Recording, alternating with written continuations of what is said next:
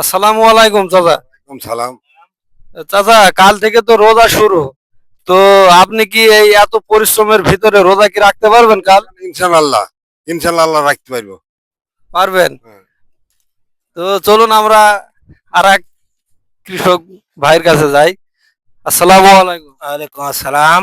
এই আপনি যে এত পরিশ্রম করছেন, এত পরিশ্রমের ভিতরেও কাল থেকে তো রোজা শুরু, আপনি জানেন। তো এত পরিশ্রম করেও কি কাল কাল থেকে রোজা আপনি করতে পারবেন? হ্যাঁ হ্যাঁ, ইনশাল্লাহ রোজা করবো। যতই পরিশ্রম হোক না কেন করবেন? হ্যাঁ, রোজা করবো আমি। চলুন আমরা আরেকজন কৃষক ভাইয়ের কাছে যাই, দেখি তিনি কি বলেন। আসসালামু আলাইকুম চাচা। রহমতুল্লাহ বারকাত। চাচা, আপনি যে এত পরিশ্রম করছেন, কাল থেকে তো রোজা শুরু, আপনি জানেন। হ্যাঁ জানি। তো এত পরিশ্রম করার পরেও আপনি কি রোজা রাখতে পারবেন? ইনশাল্লাহ।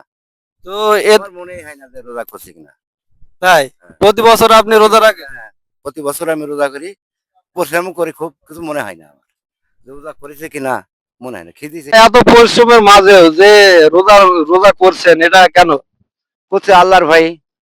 আল্লাহর ভাই রোজা করতে। আল্লাহর ভয়ে, হ্যাঁ, আল্লাহর ভাই করতে হয়। আল্লাহ সন্তুষ্টির উদ্দেশ্যে। আল্লাহ সন্তুষ্ট জন্য আমার রোজা করতে হয়।